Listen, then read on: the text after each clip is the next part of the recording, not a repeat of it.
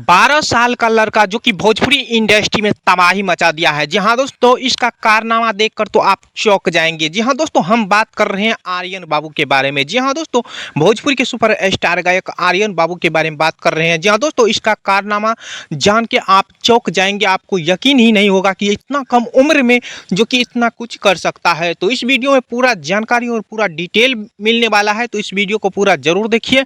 बहुत ही ज़बरदस्त और सबसे अलग वीडियो लेके आ चुका हूं। तो चलिए दोस्तों, वीडियो स्टार्ट करते हैं।